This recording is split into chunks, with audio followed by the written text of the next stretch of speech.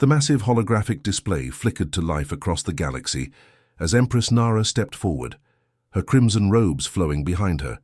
Every species in known space watched as the ruler of the Valerian Empire prepared to deliver what many believed would be humanity's death sentence. Humans, her voice echoed through communication channels reaching billions of worlds. Your time of independence ends now. You have exactly 72 hours to surrender all outer colony worlds to the Valerian Empire. Refuse, and we will demonstrate why 17 civilizations before you chose submission over extinction. On the human diplomatic station orbiting Centauri Prime, Ambassador Kang remained perfectly calm despite the sweat beading on his forehead. Around him, his staff exchanged worried glances, but Kang had been preparing for this moment his entire career. He activated his personal communicator, sending what appeared to be routine diplomatic correspondence back to Earth. The messages seemed boring, filled with trade statistics and colony population reports, but hidden within the numbers was a single, critical code phrase that would change everything. Across the galaxy, alien representatives whispered among themselves in their respective languages. The Crystalline Collective placed bets on how quickly humanity would fall.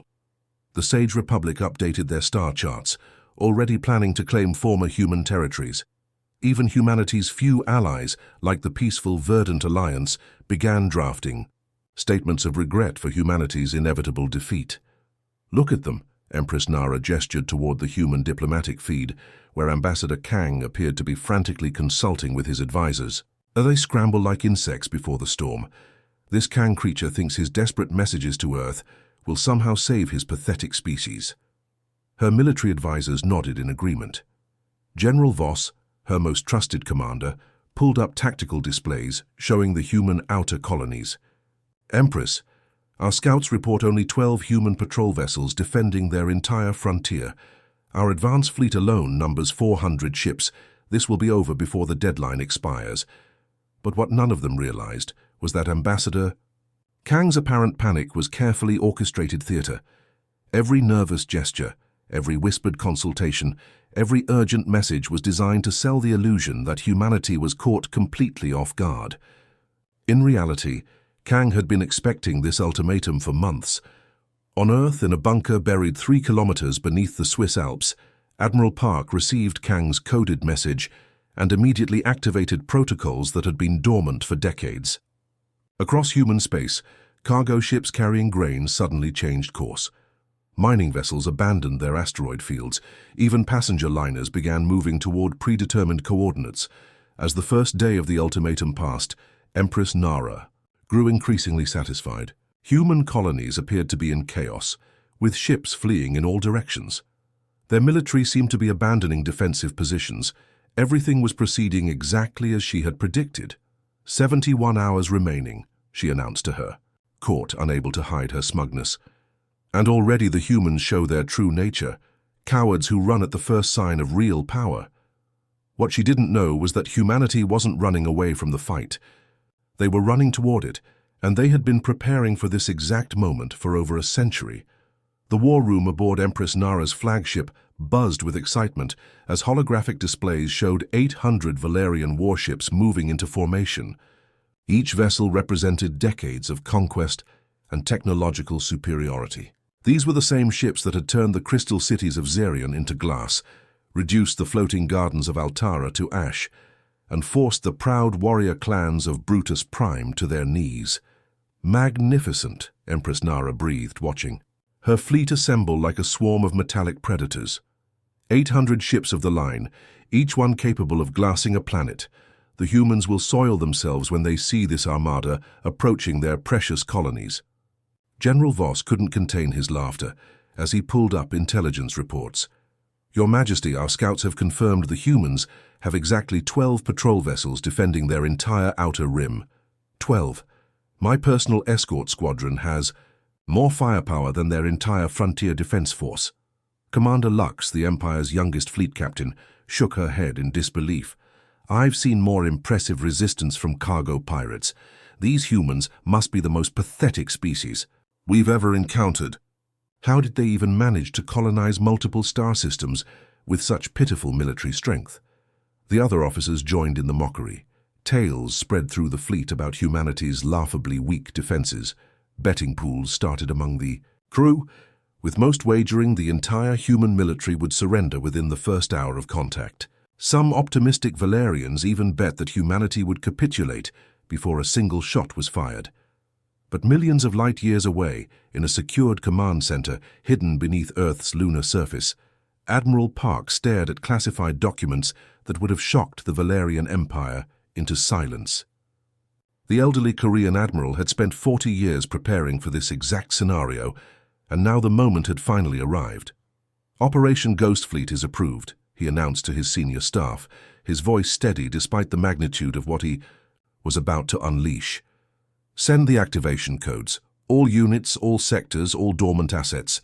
Today we stop pretending to be weak. The coded transmission that left Earth appeared to be routine shipping updates and commercial flight schedules. To any alien intercepting the signals, it looked like typical human bureaucratic chatter about cargo deliveries and passenger manifests. But embedded within those mundane messages was the most significant military order in human history. Across human space, vessels that had been masquerading as civilian craft for decades began receiving the recall signals. Captain Yoon, commanding what appeared to be a bulk grain hauler named Prairie Wind, smiled grimly as his communications officer decoded the message. Within minutes, his crew was stripping away the false cargo compartments that had hidden military-grade weapons systems for 30 years. On the mining ship Lucky Strike, Captain Min watched her team remove fake ore processing equipment to reveal advanced shield generators and torpedo tubes. The vessel had been mining asteroids for 15 years, but its real purpose was finally being revealed. Passenger liner New Seoul Express received its orders while supposedly ferrying colonists between systems. Captain Lee ordered his crew to begin the transformation process, knowing that within hours, his civilian transport would reveal itself as one of humanity's most advanced battleships. The Ghost Fleet was awakening, and the galaxy had no idea what was coming. With only 6 hours remaining until the deadline, human colonies across the outer rim began broadcasting surrender messages that filled Empress Nara with pure satisfaction.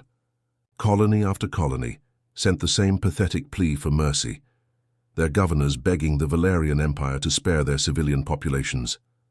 "We surrender unconditionally," came the trembling voice of New Busan's colonial administrator. "We have no military defenses and throw ourselves upon your mercy, Great Empress." Similar messages poured in from Sejong Station, Hanyang Outpost, and dozens of other human settlements. Each transmission showed frightened human officials practically groveling before Valerian power. Empress Nara leaned back in her command throne, savoring every moment of humanity's humiliation. "This is even better than I hoped," she declared to her officers. "Not only will we claim their worlds without firing a shot, but the entire galaxy will witness human cowardice. No species will dare resist us after seeing how quickly these humans folded." General Voss nodded enthusiastically. "Your brilliance knows no bounds, Majesty. The humans are surrendering faster than we can process their messages. Should we begin moving the fleet forward to accept their formal submission?" "Yes," Empress Nara commanded, practically purring with satisfaction. "Move all 800 ships toward human space. I want to personally accept their surrender and watch their pathetic leaders grovel at my feet. This will be a victory celebration the galaxy will never forget." But as the massive Valerian fleet began its triumphant advance toward human territory, something very strange started happening. Deep within the engine rooms of Empress Nara's flagship, sensor technicians began detecting energy readings that made no sense whatsoever. "Ma'am," sensor operator Crix called out nervously to her supervisor, "I'm picking up massive power spikes throughout human space. These readings are off the charts." Senior technician Zale rushed over to examine the displays, her 3 eyes widening in confusion. "That's impossible. According to our intelligence, humans barely have the technology for basic fusion reactors. These energy signatures suggest power outputs comparable to our own war fleet." The mysterious readings weren't coming from just one location. Hundreds of energy spikes were appearing simultaneously across dozens of star systems. Even more puzzling, the signatures were moving, changing position in ways that suggested they were coming from mobile sources rather than planetary installations. Meanwhile, throughout human space, decades of careful deception were finally coming to an end. The cargo vessel Morning Star, which had been hauling agricultural supplies between colonies for 25 years, began its transformation. Massive sections of false hull plating detached and drifted away, revealing sleek armor plating underneath. What had appeared to be grain storage compartments split open to expose rows of missile launchers. Captain Kim watched from her bridge as her ship shed its disguise like a snake shedding old skin. "All stations, report readiness status," she commanded. "Weapons." "Systems online," reported her tactical officer. "Shields at full power, engines showing military specification performance." Similar transformations were happening across human space. The mining barge Iron Mountain revealed itself to be a heavy cruiser. The research vessel Deep Discovery dropped its scientific equipment facade to show advanced sensor arrays and stealth systems. Even the humble passenger ferry Family Journey emerged as a fast attack ship bristling with weapons. Within hours, what the galaxy had believed to be humanity's weak civilian fleet was revealing itself as something far more dangerous. The transformation happening across human space was unlike anything the galaxy had ever witnessed. What had seemed like innocent cargo haulers and passenger ships were revealing their true nature as some of the most advanced warships ever constructed. The deception had been so complete, so perfectly executed over decades, that even humanity's closest allies stood in stunned disbelief. Captain J watched from the bridge of what had once appeared to be the grain transport Harvest Moon as the final pieces of false hull plating drifted away into space. Beneath the agricultural disguise lay a sleek predator, armed with weapons that could punch through any known armor and shields that could deflect planet-killing beams. "Transformation complete," his weapons officer reported. "All systems show green across the board. We're ready for combat operations." The same scene was playing out simultaneously across hundreds of star systems. The passenger liner Dream Voyage had become the heavy battleship Thunderstrike. The mining vessel Rock Hunter now revealed itself as the assault cruiser Steel. Fang! Even the small courier ship Quick Delivery had transformed into a fast attack vessel capable of outrunning and outgunning anything in the Valerian fleet. For over a century, humanity had been playing the longest game of deception in galactic history. Every merchant vessel, every civilian transport, every seemingly harmless research ship had been designed with a dual purpose. On the surface, they performed their civilian duties perfectly, carrying cargo, transporting passengers, and conducting scientific research. But hidden beneath layers of false compartments and disguised systems lay military hardware that surpassed anything the galaxy had seen. Admiral Park, standing in his command center deep beneath Luna's surface, watched as his life's work finally came to fruition. The reports flooding in from across human space showed the plan working flawlessly. 3,000 vessels, each one a wolf in sheep's clothing, had simultaneously dropped their disguises and revealed themselves as humanity's true military might. "Open a channel to the Valerian fleet," Admiral Park commanded. His communications officer nodded and activated the galaxy-wide broadcast system that would carry his message to every ship, every station, and every world within 1,000 light years. The transmission reached Empress Nara's flagship just as her sensor operators were frantically trying to make sense of the impossible readings filling their screens. The face that appeared on her main display was that of an elderly human male, his expression calm but his eyes burning with quiet determination.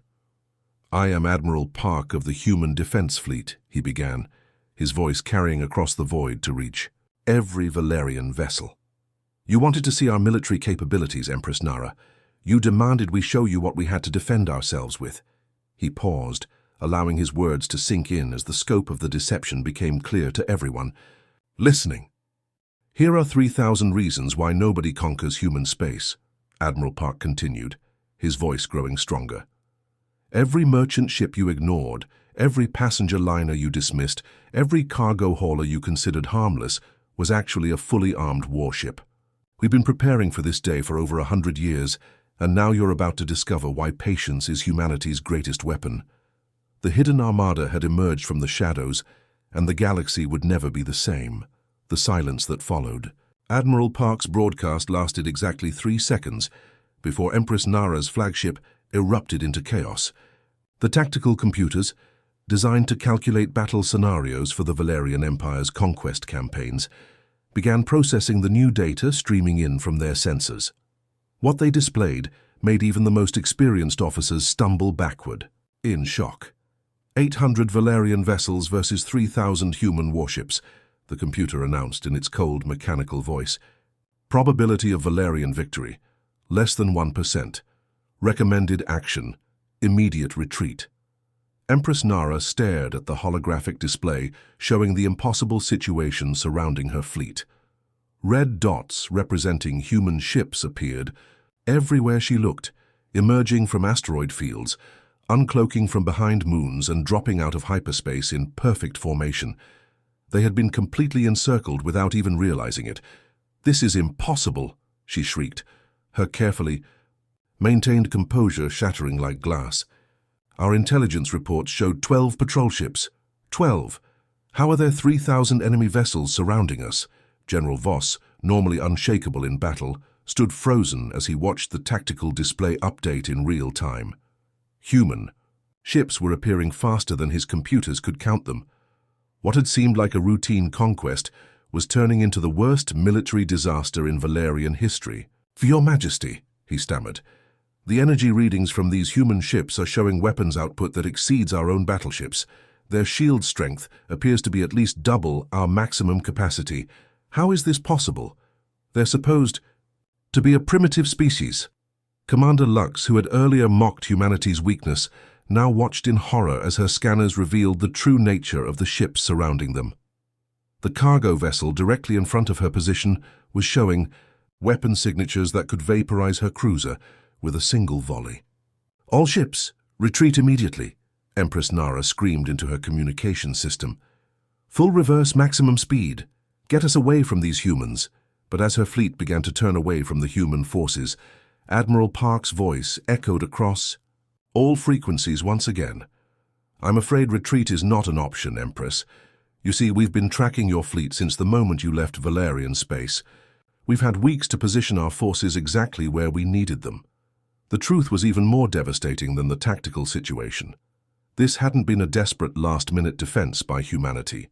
This had been a carefully orchestrated trap that had taken decades to prepare. Every human colony's surrender broadcast had been perfectly timed to draw the Valerian fleet deeper into the web. Every apparent sign of panic and weakness had been theater-designed to make Empress Nara overconfident. Captain Yoon, commanding the vessel formerly known as Prairie Wind, watched through his viewscreen as Valerian ships desperately tried to break through the human encirclement. His ship alone had enough firepower to destroy half a dozen enemy vessels, and there were 3,000 ships just like his positioned throughout the battle zone. "This is what a century of preparation looks like," he murmured to his crew. "Every year we spent disguised as merchants. Every decade we spent perfecting this deception.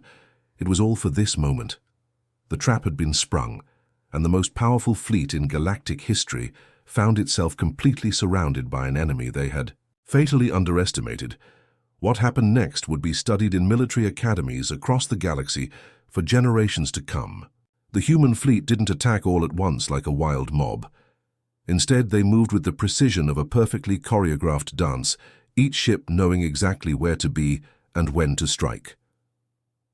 Captain Yoon's battleship, along with 5 other human vessels, targeted a fleeing Valerian destroyer. Their weapons fired in sequence, each blast precisely timed to hit the enemy ship's weakened sections. The destroyer's shields collapsed under the coordinated assault, and within seconds, the once mighty Valerian warship was nothing but debris floating in space. "Target eliminated," Yoon reported calmly to Admiral Park's command center. "Moving to next designated enemy vessel." This scene repeated itself throughout the battle zone, as human ships demonstrated a level of tactical coordination that shocked even seasoned Valerian officers. Groups of 3 to 6 human vessels would surround individual Valerian ships. systematically stripping away their defenses before delivering the killing blow. It wasn't random destruction, it was surgical precision on a massive scale. Empress, Nara watched in growing horror as her supposedly invincible fleet crumbled before her eyes. The destroyer Voidrender, which had glassed 3 planets during the conquest of the Altara system, exploded in a brilliant flash as human weapons tore through its hull. The heavy cruiser, Star Crusher, veteran of 15 successful campaigns, lasted only minutes before succumbing to concentrated fire from ships that seemed to materialize out of nowhere. "How are they doing this?" she demanded, gripping the arms of her command throne so tightly her knuckles turned white. "Our ships are the most advanced in the galaxy. We've conquered 17 species with these vessels." General Voss could barely speak as he watched the tactical display. Human ships were appearing and disappearing like ghosts, using stealth technology that made them nearly invisible until they opened fire. Their weapons seemed to punch through Valarian shields as if they were made of paper, while human defensive systems absorbed direct hits that should have vaporized their ships. "Your Majesty," he whispered, "their technology is decades ahead of ours. These aren't the primitive humans our intelligence described. They're more advanced than any species we've ever encountered."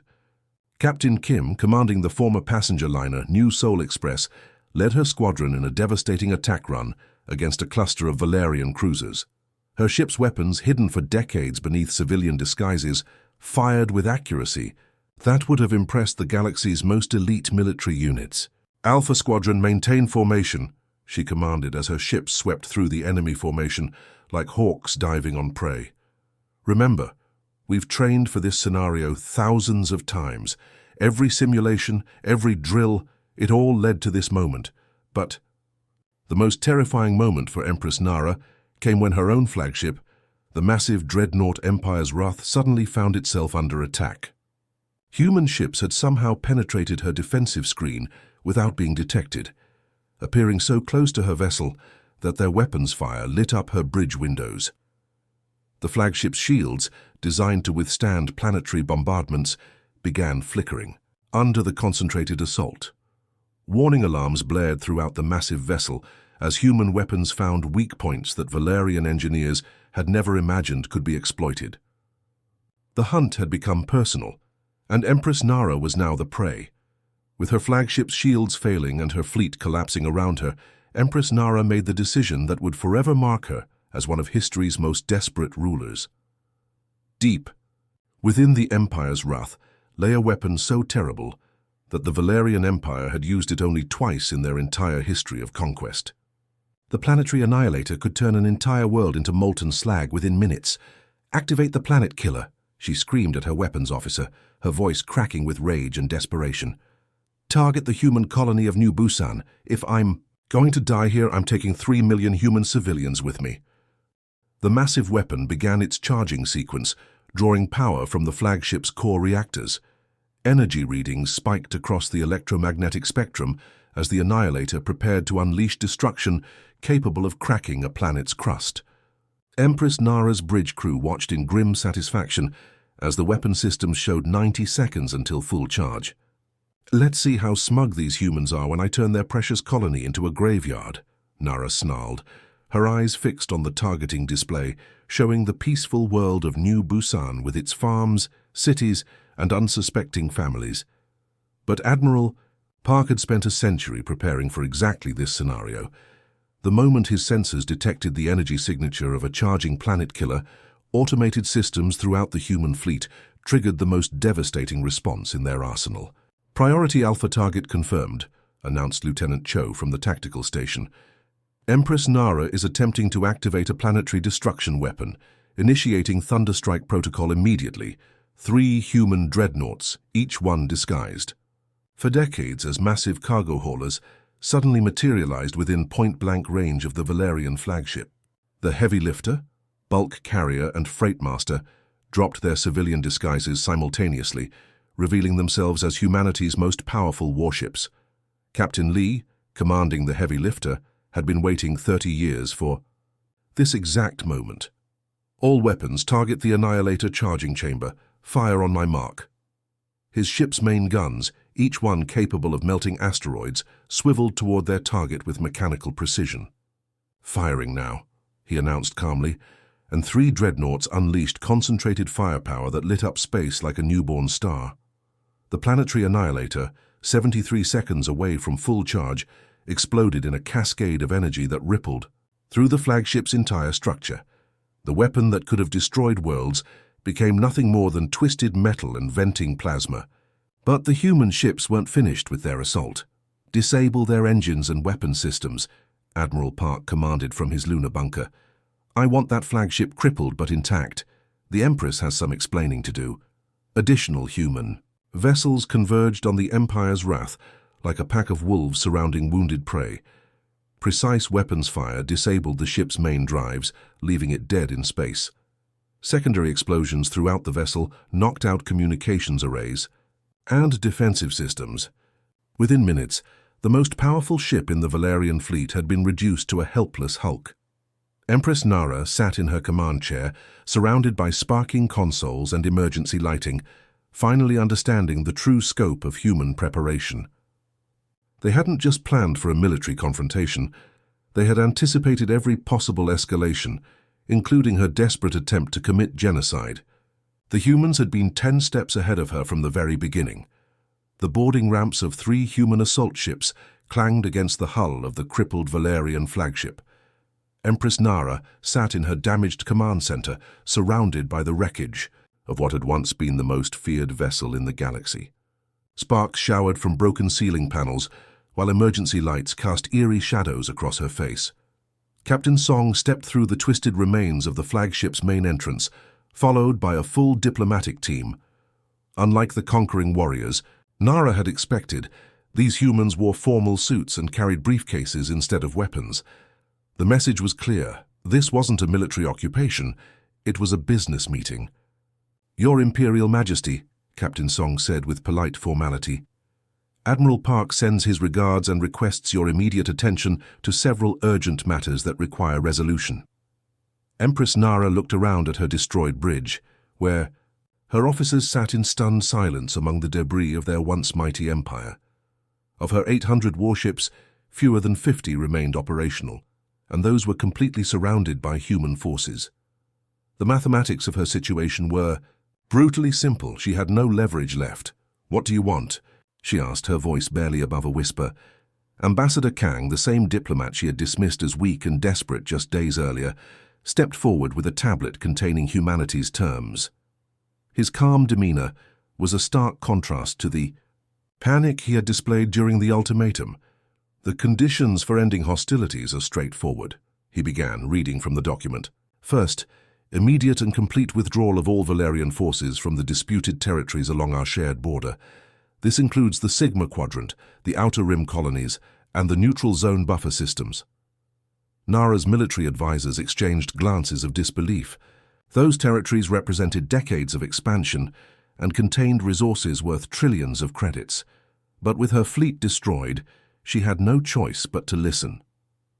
"Second," Ambassador Kang continued, "full reparations for the attempted genocide of human civilians. Your attempt to activate a planetary annihilator against New Busan constitutes a war crime under galactic law. The Valerian Empire will compensate the affected colonies and pay damages for the psychological trauma inflicted upon our people." General Voss started to protest, but Nara silenced him with a wave of her hand. The evidence was undeniable, and every species in the galaxy had witnessed her desperate attempt to murder millions of innocent civilians. "Third and finally," the ambassador concluded, "formal recognition of human sovereignty and a public declaration that humanity is under the protection of the Galactic Council. Any future aggression against human space will be considered an act of war against all member species." Throughout the galaxy, alien governments watched the proceedings in stunned amazement. The species they had dismissed as primitive farmers and merchants was dictating terms to one of the most powerful empires in known space. The shift in galactic politics was happening in real time, broadcast to billions of viewers across thousands of worlds. On the crystalline homeworld of the Sage Republic, Chancellor Vex turned to his advisors in amazement. "How did we so completely misjudge human capabilities. They've just defeated the Valerian Empire with forces we never knew existed. The transformation was complete. Humanity had evolved from galactic underdogs to a major power in a single devastating demonstration of their true strength. The battered remnants of the once mighty Valerian fleet limped away from human space, like wounded animals fleeing a predator. 47 ships out of 800 had survived the encounter, their hulls scarred and their crews traumatized by the devastating defeat they had witnessed. Each vessel carried survivors who would spend the rest of their lives trying to explain how the galaxy's most powerful military force had been crushed by a species everyone had considered harmless. Admiral Park stood in his command center beneath Luna's surface, watching the retreating enemy vessels on his displays. The victory was complete, but he knew the real work was just beginning. The galaxy needed to understand exactly what had happened here, and more importantly, what it meant for the future. "Open all channels," he commanded his communications officer. "I want this broadcast to reach every inhabited system, every space station, and every government in known space." As the transmission activated, billions of beings across the galaxy tuned in to hear from the human who had just orchestrated the most shocking military upset in recorded history. Admiral Park's weathered face appeared on screens from the crystal cities of Xerion to the floating gardens of the Verdant Alliance. "Citizens of the galaxy," he began, his voice carrying the weight of authority earned through decades of careful planning. "Today you witnessed the end of Valerian aggression against human space, but what you saw was only a glimpse of humanity's true capabilities." He paused, allowing his words to sink in across countless worlds where alien leaders were frantically reassessing their understanding of human strength. "The 3,000 warships you saw today represent approximately 30% of our total defensive capacity. The remaining 70% remains classified and will stay that way as long as humanity is left in peace." The revelation sent shockwaves through galactic governments. If what they had witnessed was only 30% of human military might, then humanity possessed a fleet that could challenge any force in the galaxy. The implications were staggering. Captain Yoon, aboard his vessel, now proudly displaying its true name, Thunder's Edge, smiled as he listened to Admiral Park's broadcast. He knew the old man was being modest. The classified ships waiting in hidden bases throughout human space were even more advanced than the vessels that had destroyed the Valerian fleet. "We have been watching, learning, and preparing for over a century," Admiral Park continued. "Every species that dismissed us as primitive farmers gave us time to perfect our technology. Every empire that ignored our merchant ships allowed us to position our forces. Every diplomat who underestimated our resolve helped us maintain the illusion of weakness." Meanwhile, aboard her crippled flagship being towed toward exile, Empress Nara sat in her ruined command center, composing what would become the most famous warning in galactic history. Her message, transmitted to every major government, carried the bitter wisdom of devastating defeat. "I am Empress Nara, of what was once the Valerian Empire," she began, her voice hollow with loss. "I address you not as a conqueror, but as a cautionary tale. We believed humans were weak because they appeared peaceful. We mistook their patience for cowardice, their restraint for inability." Her words reached alien leaders who were suddenly re-evaluating every interaction they had ever had with humanity. "Never make our mistake," she concluded, her empire reduced to ruins around her. "We learned too late that human patience is not weakness. It is the most dangerous weapon in the galaxy."